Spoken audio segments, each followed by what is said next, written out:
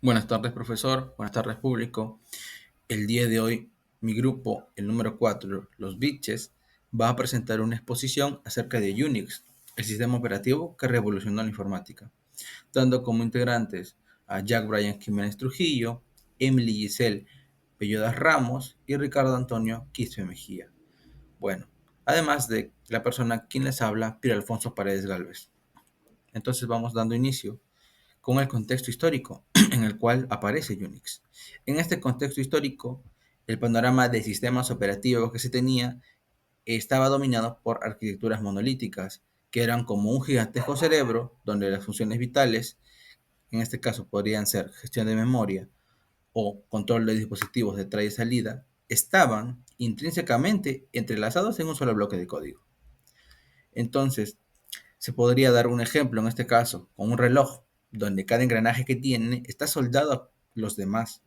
Entonces, si un engranaje falla o necesita ser ajustado, es casi imposible poder hacerlo sin desarmar o potencialmente romper todo el mecanismo. Esta interdependencia extrema que se tenía hacía que cualquier modificación, por más pequeña que pareciera, fuera una tarea crítica o compleja y de alto riesgo. Entonces, un simple cambio de un controlador de dispositivo podía desestabilizar todo el sistema, llevando a fallos impredecibles o costosos en este caso. También se daba una dependencia del hardware, que era otro talón de Aquiles en este caso. Cada sistema operativo monolítico estaba diseñado a medida para una máquina específica. Se aprovechaban cada particularidad arquitectónica que tenía. Esto significa que si una empresa adquiría un nuevo modelo de computadora, necesitaba un nuevo sistema operativo para esta nueva computadora, lo cual hacía que sea costoso. O si no se necesitaba un nuevo sistema operativo, se necesitaba reescribir el sistema operativo que ya se tenía. No existía la noción de plug and play, el cual da como a entender, ¿no? Conectar y usar, que se refiere a una capacidad de un sistema para reconocer automáticamente un dispositivo nuevo, como ahora, ¿no? Que conecto un mouse y mi computadora lo detecta, conozco mi USB, lo detecta, mi impresora se detecta. Entonces, no se requería ahora, no se requiere una configuración manual de parte, en mi caso, del usuario, ¿no? En ese momento, en ese contexto, sí. Entonces, la falta de una separación clara también entre capas del sistema operativo, ¿no? Ya que eran un solo bloque de código, de hardware, kernel y aplicaciones, impedía que se pudiese reutilizar el código y limitaba también severamente la innovación en sí mismo, no se podía ir actualizando.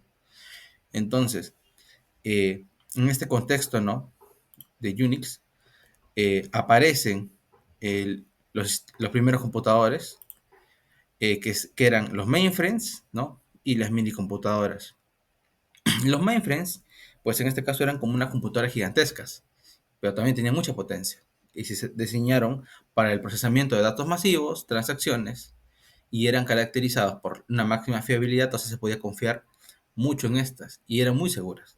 Se usaban principalmente en grandes corporaciones, sean bancos, sean agencias gubernamentales, para tareas específicas y complejas, ya que requerían una capacidad de procesamiento centralizado y continuo, o sea, que esté fijado en un solo objetivo y que esté perpetuamente trabajando.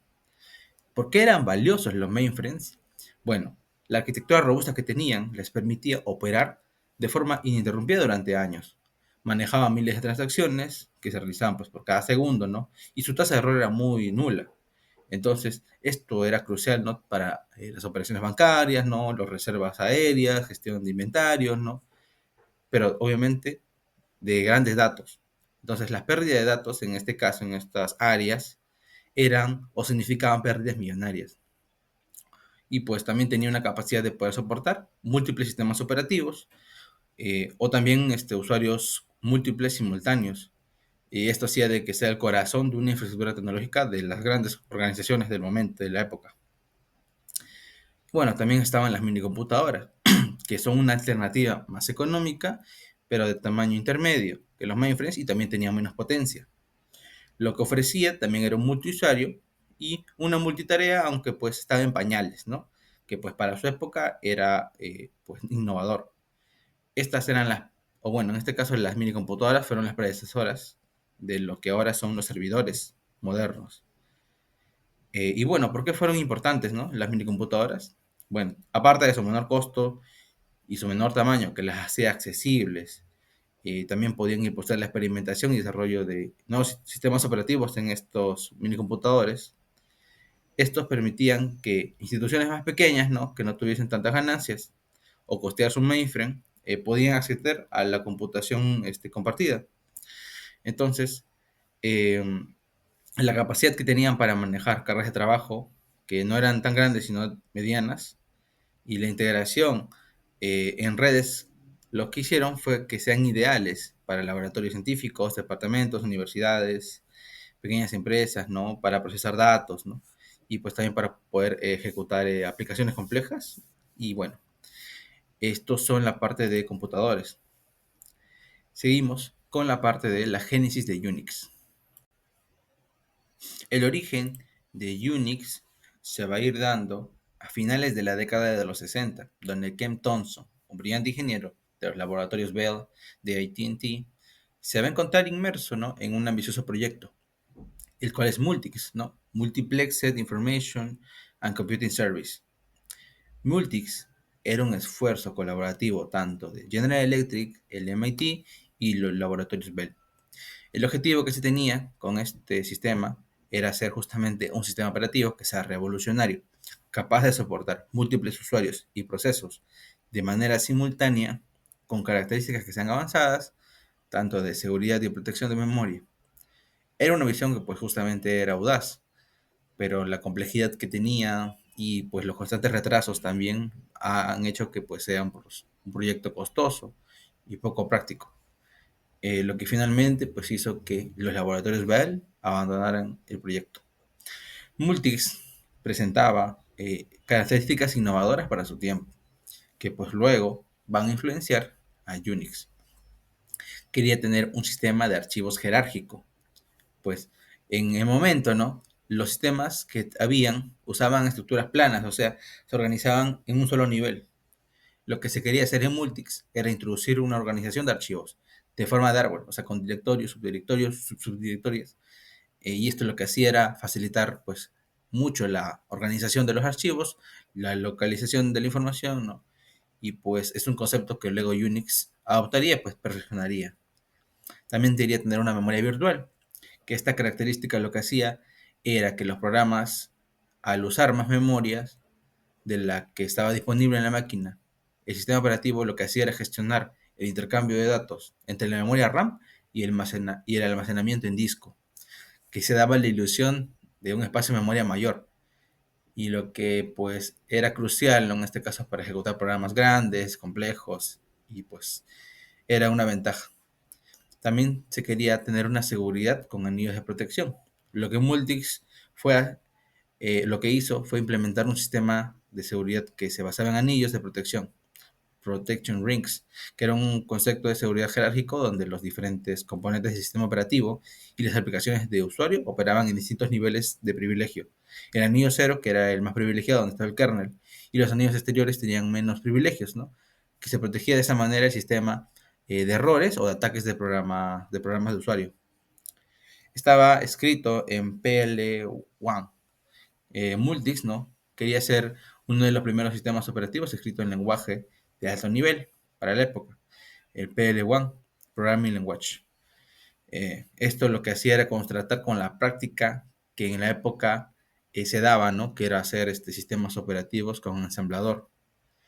Eh, pues la ventaja que se tenía con el nuevo lenguaje es que era más potente, pero a la vez también se hacía más complejo.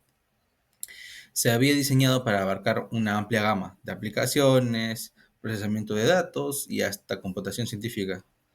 Eh, la complejidad contribuyó a problemas en desarrollo de Multics, y pues el uso del lenguaje de alto nivel en este caso fue un precursor importante para la decisión posterior de que Unix sea escrito en lenguaje C.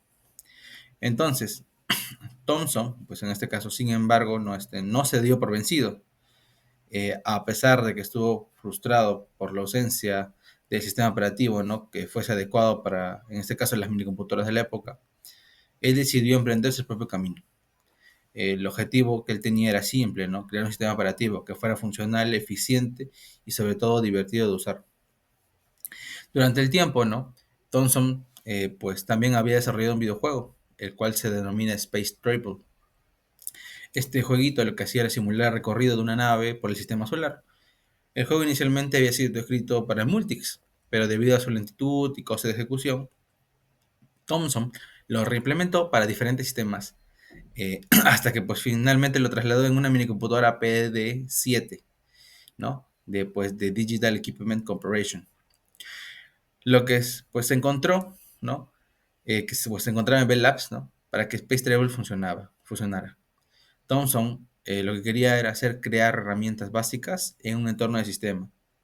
Lo que pues sin planearlo, ¿no? Le llevó a crear el primer embrión de Unix.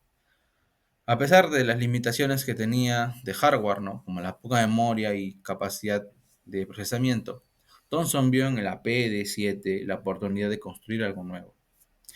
El sistema inicial de Thomson pues era rudimentario, ¿no? Pero había sentado las bases para lo que se podría convertir Unix. Este primer Unix en la PD7 tenía algunas características como las que voy a mencionar. Tenía un kernel pequeño y modular, ¿no? A diferencia del gigantesco kernel que se quería hacer para Multics, el de Unix había sido diseñado para ser minimalista y contenido que contenga no solamente las funciones esenciales para la gestión del sistema, lo que hacía que sea más eficiente y fácil de mantener. También tenía la característica de que todo era un archivo, everything is a file, que este era uno de los principios más fundamentales y elegantes de Unix, ya que significaba que el sistema operativo trata a casi todos los recursos, sean archivos, directorios, dispositivos como impresoras, terminales o algunos procesos, como si fueran archivos. Lo que hacía esto era simplificar la interacción que se tenía con el sistema, ya que las mismas herramientas y pues comandos que se usan para manipular archivos de texto podían usarse para interactuar con dispositivos o procesos. Y pues la tercera característica era que había sido escrito en ensamblador. Inicialmente, ¿no? Este primer Unix fue escrito en lenguaje ensamblador, lo que lo hacía muy rápido, pero como se mencionó, dependía del hardware específico de la PD7, ya que pues el ensamblador estaba pues ligado, ¿no? al hardware como tal. Entonces, el verdadero punto de inflexión que va a ser en 1973 va a darse con la colaboración de Dennis Ritchie, que era otro colega de los laboratorios Bell.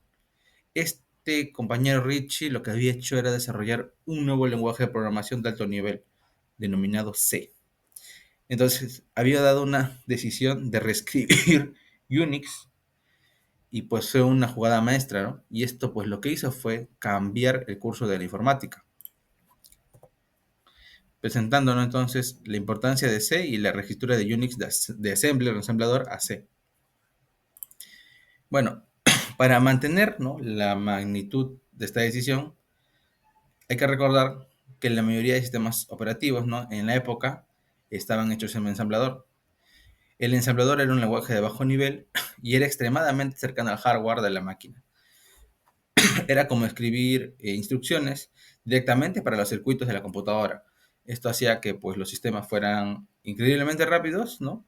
Pero a costa de ser totalmente dependientes de la arquitectura del procesador. Un sistema operativo escrito para una máquina IBM no funcionaba en una máquina DEC sin una reescritura casi completa del sistema operativo. Ese era el principal problema del ensamblador. El lenguaje C, en contraste, ¿no? con el ensamblador, ofrecía una abstracción crucial, o sea, un cambio total. Permitía a los programadores escribir código que era más legible y portable, que podía compilarse y ejecutarse en diferentes tipos de hardware con mínimas modificaciones. Entonces, lo que el ensamblador, que era como un dialecto único, que solamente entendía una tribu de computadoras, mientras que C era como un idioma universal que podía ser traducido a muchos dialectos, ¿no? Con facilidad. Esta portabilidad que se dio al sistema operativo había sido una innovación radical. Unix ya no estaba atado a una sola máquina.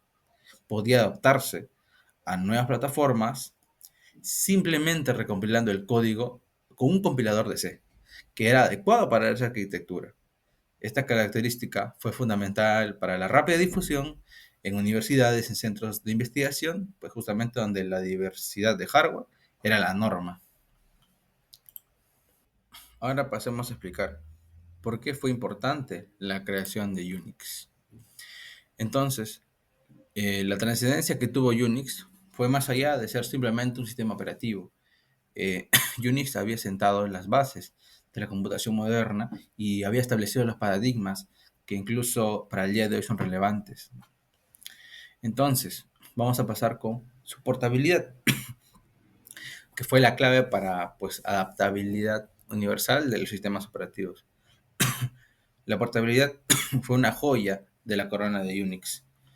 Antes, cada sistema operativo era como un traje hecho a la medida para una persona en específico, ¿no? En este caso, un sistema o un tipo de hardware. Si la persona cambiaba, el traje no servía. Entonces, Unix, gracias a C, lo que hizo fue hacer un primer sistema operativo que tuviese el diseño, ¿no?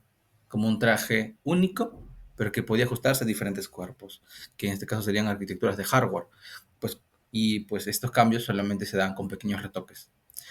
En este caso, un ejemplo, ¿no?, que se puede dar es un manual de instrucciones, en el cual si el manual está escrito en un idioma específico y técnico, que sería el ensamblador, solamente un experto podría entender el idioma y poder realizar las tareas.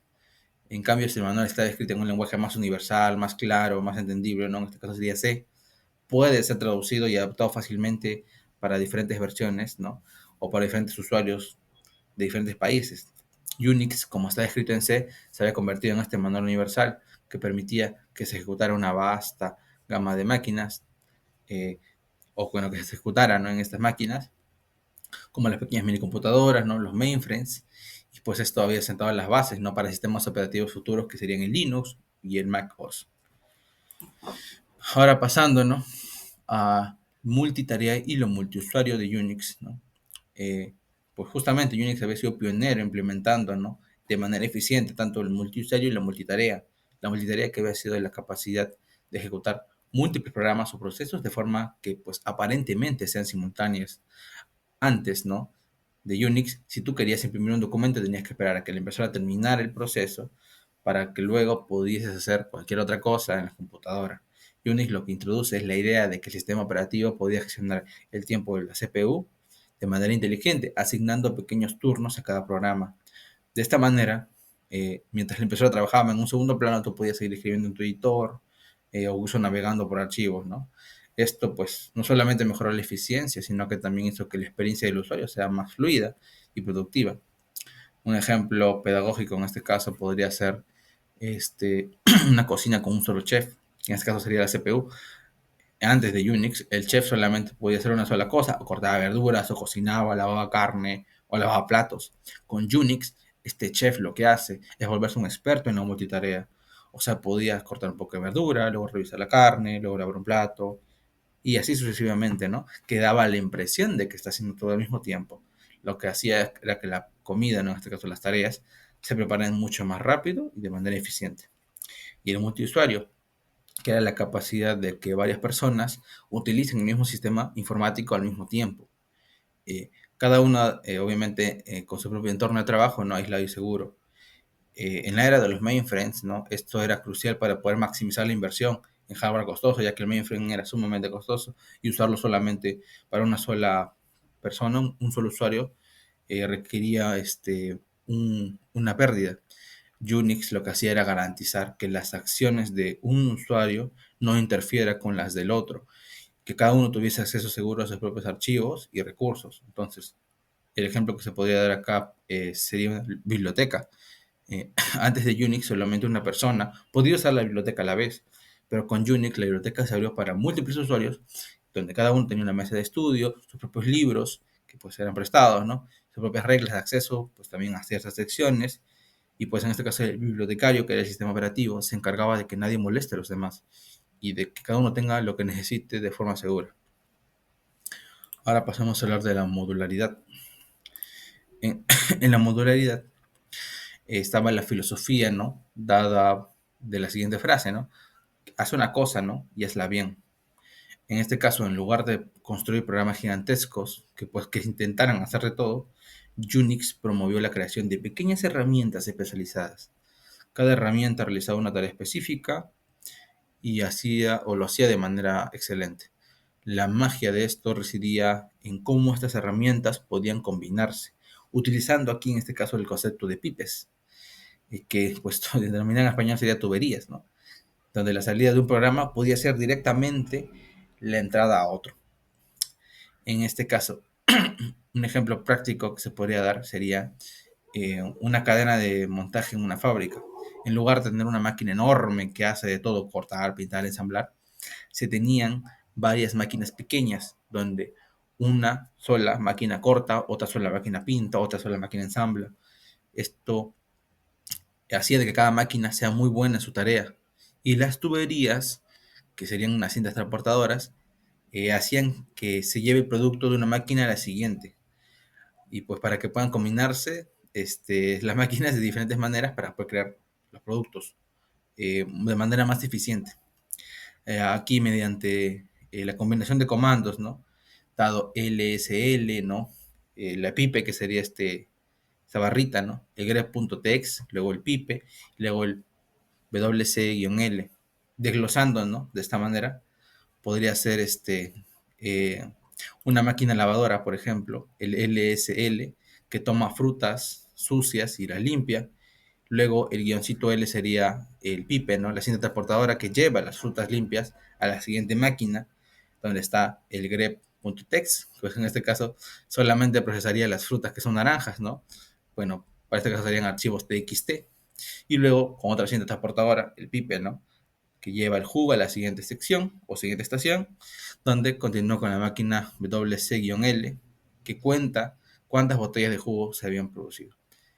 Entonces, de esta manera, ¿no? El enfoque modular no solamente había facilitado el desarrollo y había mantenido el sistema, sino que también empoderó a los usuarios, ¿no? y programadores para poder construir soluciones complejas a partir de componentes simples, fomentando la creatividad y la eficiencia de los procesos. Ahora, quien va a continuar con la explicación, mi siguiente compañero. Buenos días, reitero el saludo con todos, me presento, mi nombre es Jack Brian Jiménez Trujillo y en particular me voy a centrar en 4 pilares fundamentales, claves en Unix. Su filosofía de simplicidad y modularidad, su arquitectura en capas, el innovador concepto de que todo es un archivo y finalmente el poder de la redirección, los pipelines y el shell scripting para la automatización de tareas. Comencemos con la filosofía central de Unix. Desde sus inicios, Unix no solo fue un sistema operativo, sino una forma de pensar el diseño de software. La idea principal era la simplicidad, modularidad y portabilidad. Esto significaba crear herramientas pequeñas enfocadas en hacer una única cosa, pero hacerla extremadamente bien. La verdadera magia ocurría cuando estas pequeñas herramientas se combinaban. Esta modularidad se logra principalmente a través de los pipes o tuberías. Imaginen un sistema donde cada componente es un engranaje pequeño y eficiente. En lugar de construir una máquina gigante y monolítica que haga todo esto, Unix nos permite conectar estos engranajes de forma flexible para construir soluciones mucho más complejas. Esto contrasta fuertemente con los sistemas monolíticos de la época, que eran rígidos y difíciles de manejar o modificar. La modularidad de Unix facilitó su evolución y adaptación a nuevas necesidades. Para entender mejor esta modularidad, veamos un ejemplo práctico. En Unix, comandos como cat, grep, sort, unic y wc son módulos perfectos. Cada uno tiene una función específica. Por ejemplo, cat muestra contenido, grep filtra, sort ordena, unic elimina duplicados y wc cuenta líneas. Supongamos que queremos contar las líneas únicas que contienen la palabra error en un archivo de log llamado log.txt. En lugar de escribir un programa complejo para hacer todo esto, en Unix podemos encadenar estos pequeños módulos usando el operador pipe, que es una barrita. Observen el ejemplo en la diapositiva. Aquí la salida de cat.log.txt, el contenido del archivo que se convierte en la entrada de grep error. Las líneas filtradas por grep se pasan a sort para ordenarlas. Las líneas ordenadas van a unique para eliminar duplicados y finalmente el resultado se envía a WC para contar el número de líneas únicas. Este es un ejemplo claro de cómo la combinación de herramientas simples puede resolver tareas complejas de manera eficiente y elegante. Un pilar fundamental para la filosofía Unix. La estructura interna de Unix también refleja su filosofía de diseño. Está organizado en 3 capas principales, lo que permite una clara separación de responsabilidades y facilita el desarrollo y mantenimiento del sistema. Primero, tenemos el kernel. Este es el corazón sistema operativo. El kernel se encarga de administrar los recursos de hardware como la memoria y el procesador y de coordinar la ejecución de todos los programas. Es el intermediario directo entre el hardware físico y las aplicaciones que utilizamos. En la siguiente capa encontramos al shell. El shell es la interfaz que nos conecta a nosotros, los usuarios, con el sistema. Históricamente y aún hoy en día, en muchos entornos, el shell interpreta los comandos que escribimos en la terminal de texto. Traduce instrucciones para que el kernel pueda entenderlas y ejecutarlas. Es nuestra ventana al sistema operativo. Finalmente tenemos las herramientas o utilidades. Estas son las aplicaciones y comandos que usamos a diario como el ls para listar archivos, el cp para copiar, el mv para mover y muchos otros más. La belleza de estas herramientas es que están diseñadas para trabajar juntas y a menudo utilizando los mismos pipelines que mencionamos antes, creando flujos de procesamiento dinámicos y eficientes. Esta arquitectura en capas es lo que le da a Unix su flexibilidad, permitiendo mejoras y correcciones en una capa sin afectar drásticamente las otras. Y hablando del shell, es importante aclarar que no existe un único shell en el mundo Unix. A lo largo de su historia han surgido diversas implementaciones, cada una con sus propias características y sintaxis. Aquí les presento algunas de las más relevantes. Tenemos el Bourne Shell, que fue el shell original de Unix, simple y robusto, sentó las bases para todos los shells que vinieron después. Luego apareció el C Shell, desarrollado por Berkeley, en Berkeley. Su sintaxis es más similar al lenguaje de programación C, lo que lo hizo popular entre los programadores. Introdujo características como el historial de comandos y los alias. El Core Shell, creado por David Core, buscó combinar la mejor del Bourne Shell y del C Shell, ofreciendo un lenguaje de scripting más potente y mejores interactivas. Pero sin duda, el más extendido hoy en día es el Bourne Again Shell, donde, lo conocemos como el Bash. Es el shell por defecto en la mayoría de las distribuciones GNU Linux y en los Mac OS. Bash es una evolución del Bourne Shell, incorporando las mejoras características del C Shell y el Core Shell, como el autocompletado de comandos, un historial avanzado y un lenguaje de scripting más versátil. Finalmente tenemos al Z Shell, un shell más moderno que ha ganado mucha popularidad. Ofrece características avanzadas como el autocompletado inteligente, corrección ortográfica y una personalización extrema, a menudo potenciada por frameworks como Oh My Z Shell. Bueno, aunque cada shell tiene sus particularidades, todos cumplen la función esencial, que es interpretar los comandos y permitirnos interactuar con el sistema operativo. Una de las innovaciones más radicales y definitorias de Unix es su sistema de archivos, basado en el principio de que todo es un archivo. Esta idea unificó la gestión de datos y dispositivos bajo una estructura coherente y sorprendentemente simple. ¿Qué significa realmente que todo es un archivo? No es que todo sea literalmente un archivo de texto. Significa que Unix proporciona una interfaz unificada para interactuar con una amplia variedad de recursos del sistema. Cada recurso tiene una entrada en el sistema de archivos con un nombre de ruta único y podemos acceder a él utilizando las mismas llamadas al sistema que usamos para los archivos regulares. O sea, abrir, leer, escribir, cerrar. Esta abstracción simplifica enormemente tanto la programación como la administración del sistema. Veamos algunos ejemplos para ilustrar este concepto. Tenemos los archivos regulares. Obviamente, estos son documentos de texto, imágenes, videos, programas ejecutables, son archivos, se almacenan en el disco y se acceden de forma convencional. Los directorios, incluso los directorios son considerados archivos especiales, contienen una lista de nombres de otros archivos y subdirectorios, organizando la jerarquía del sistema. Dispositivos de hardware. Esto es clave. Dispositivos como impresoras, discos duros, teclados y puertos seriales son representados como archivos especiales en el directorio.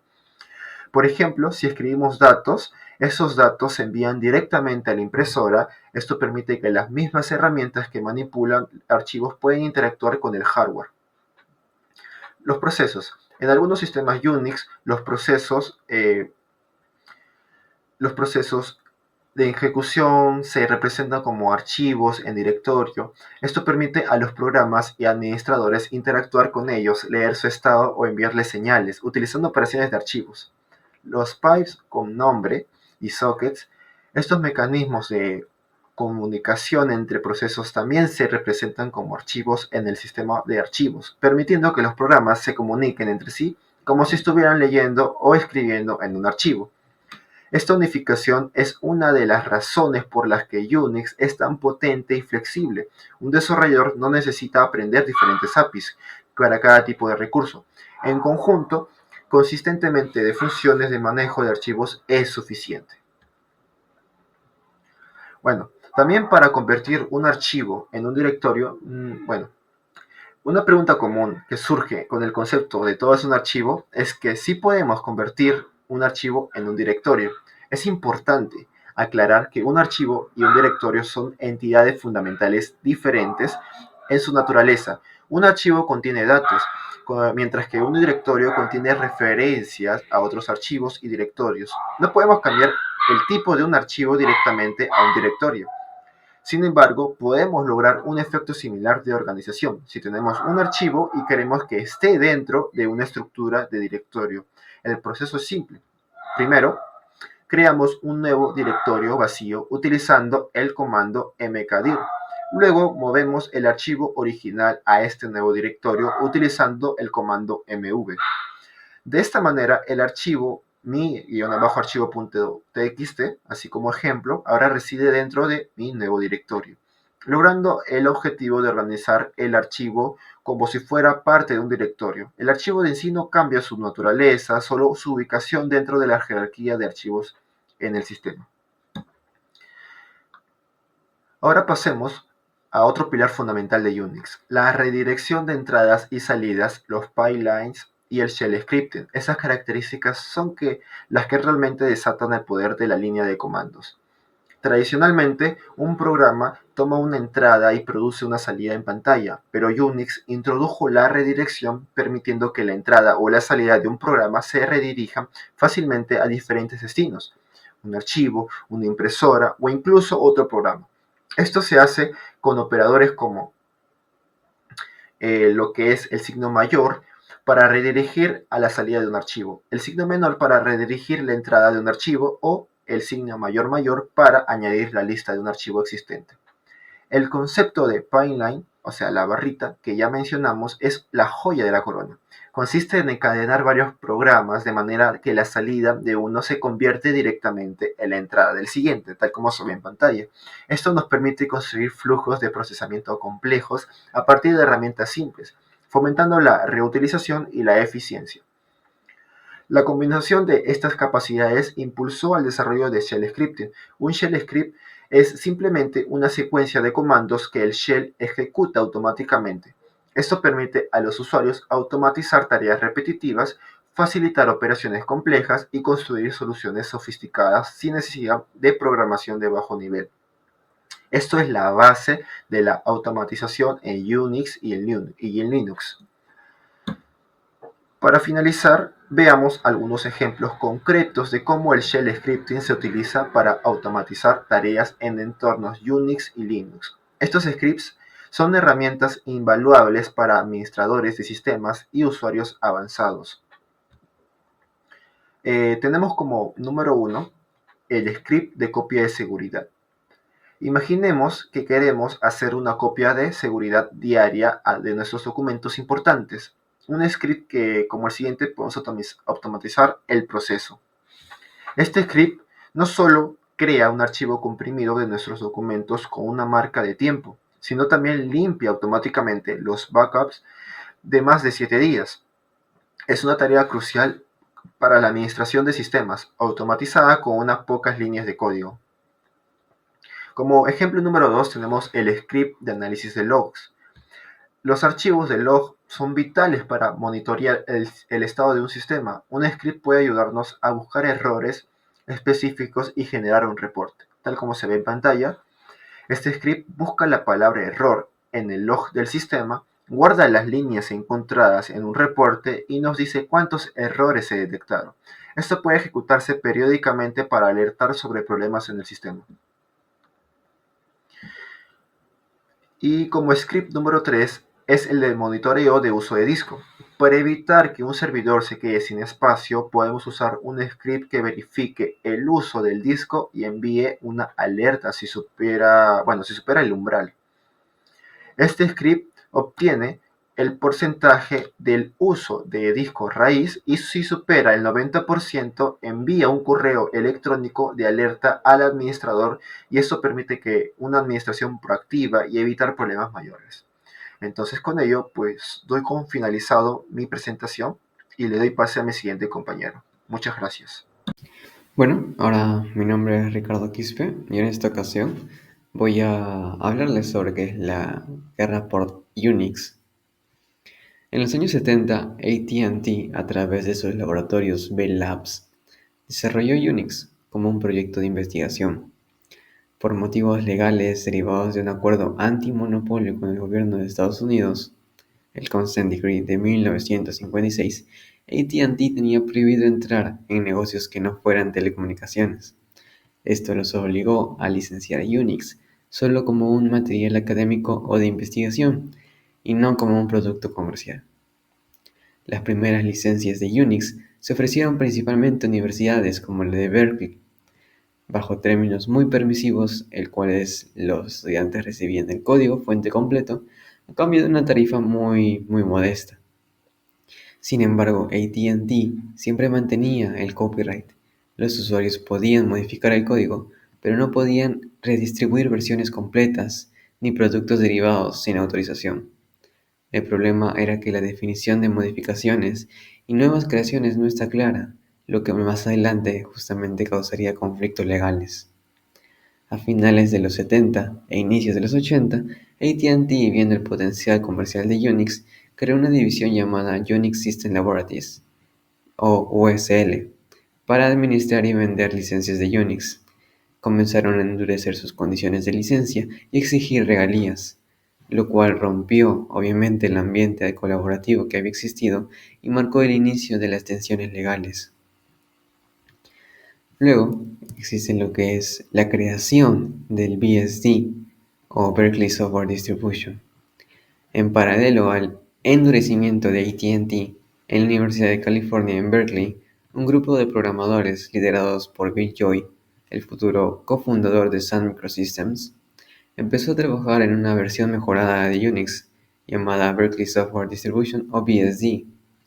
BSD no era originalmente un sistema operativo completo, sino un conjunto de modificaciones y mejoras a Unix, como nuevos comandos, bibliotecas optimizadas y herramientas.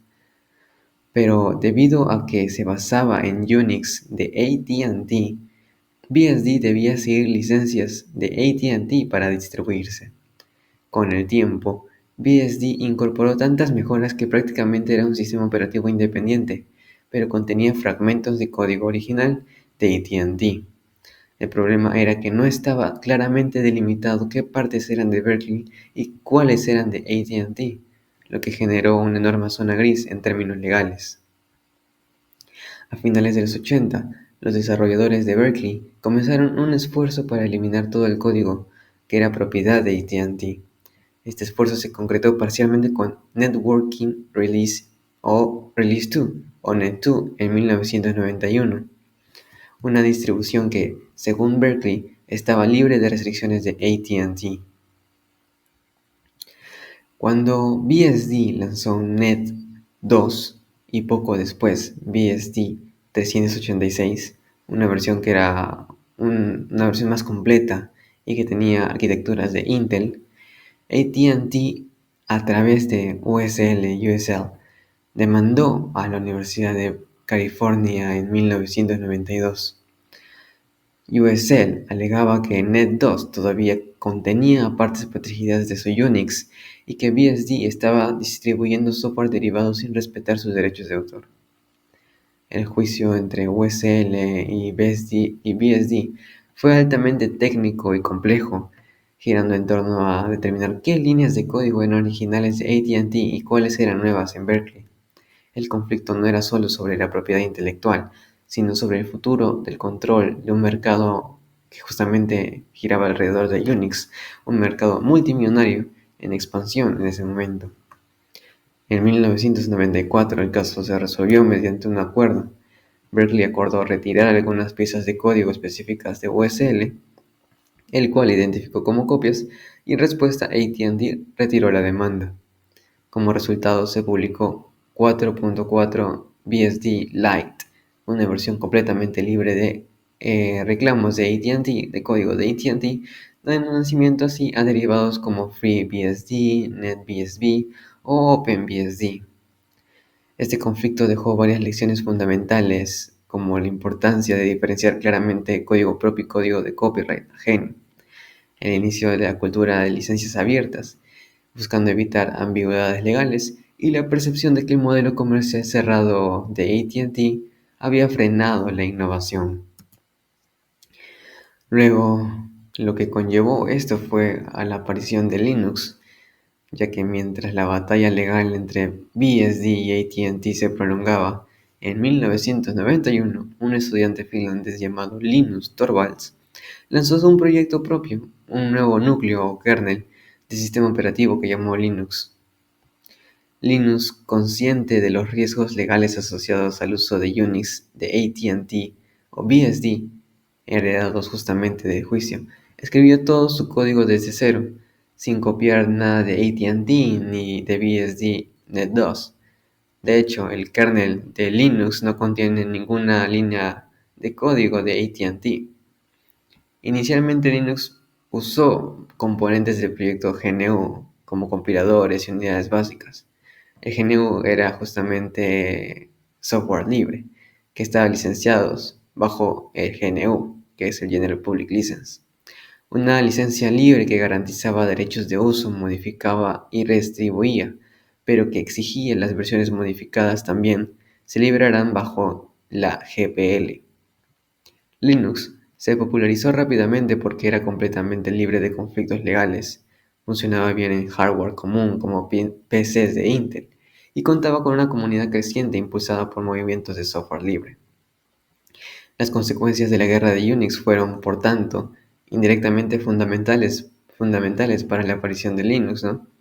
El miedo al litigio con BSD o AT&T motivó a muchos desarrolladores a apostar por Linux, el cual ofrecía un ecosistema jurídicamente más seguro y técnicamente prometedor. Hoy en día, tanto Linux como los descendientes de BSD son pilares esenciales de los sistemas operativos modernos, pero la guerra de Unix dejó una marca permanente, enseñó a la industria a la importancia de las licencias claras, la distribución abierta y los derechos de autor bien gestionados. Ahora les paso con mi compañero. Bueno, mi nombre es Emily Belloas y yo continuaré con la exposición. Empecemos hablando sobre el legado de Unix. Unix, creado en los laboratorios Bell en los años 70, es mucho más que un programa para computadoras. Es una forma de pensar el diseño que ha llegado a casi todo lo que usamos en tecnología. Sus ideas de que todo sea modular, o sea, en partes, como mi compañero explicó antes, que funcione en diferentes lugares y que varias personas pueden mostrarlo a la vez, sentaron las bases para que nuestros sistemas sean eficientes y fuertes hoy en día. Aunque el Unix original ya no es el programa más usado a diario, su esencia está en el corazón de muchos sistemas que usamos siempre. De hecho, su impacto es tan grande que se le llama hoy el padre de todos los sistemas operativos. La idea de que los programas pequeños hagan una sola cosa bien y se comuniquen entre sí, la forma ordenada de guardar archivos y la manera potente de dar órdenes escribiendo son cosas que Unix hizo populares y que siguen siendo muy importantes para crear programas y manejar sistemas. Entonces empecemos viendo algunos derivados de Unix. Empezando por el más conocido, que es GNU Linux. Mi compañero anterior ya explicó sobre esto, su creación, entre otras cosas, pero lo vamos a ver brevemente. Y bueno, como ya se dijo, Linux es quizás el programa más conocido y usado que viene de Unix. Nació de la idea de Richard Stallman con el proyecto de GNU para crear un programa totalmente libre y se hizo fuerte con el corazón o kernel que hizo Linus Torvalds. Al ser libre y gratis se ha vuelto el favorito para servidores, supercomputadoras, aparatos pequeños y claro, es la base de Android, el programa celular más usado en el mundo. Su flexibilidad y la gran comunidad de gente que lo mejora hacen que siga creciendo y adaptándose a lo nuevo. Bueno, el segundo derivado es MacOS X, ahora MacOS. El programa de Apple para sus computadoras es otro descendiente directo de Unix. Su base es NextStep, un programa que venía de una versión de Unix llamada BSD, que es justamente el siguiente derivado que veremos, que bueno, Apple compró en 1996. Esta herencia de Unix le da a MacOS una gran estabilidad y seguridad y la capacidad de hacer varias cosas a la vez. Además tiene una terminal que permite a los usuarios avanzados y programadores dar órdenes directamente al sistema, usando comandos de Unix, aprovechando sus herramientas potentes y que funciona con otros programas hechos para Unix. Ahora el tercer derivado, que es BSD. Nació en la Universidad de California en Berkeley y fue una de las primeras y más importantes versiones de Unix. Su código abierto y su enfoque en las redes fueron clave para el inicio de Internet. Versiones como FreeBSD, OpenBSD y NetBSD se siguen usando hoy por ser fuertes, seguras y rápidas, sobre todo en servidores y sistemas pequeños. Estos ejemplos muestran cómo las ideas de Unix se han adaptado y mejorado, creando programas que hacen funcionar desde nuestros celulares hasta los servidores más potentes del mundo. Ahora pasaremos a la idea de código abierto. Bueno, la influencia de Unix va más allá de la tecnología. Fue clave para que naciera la idea de código abierto.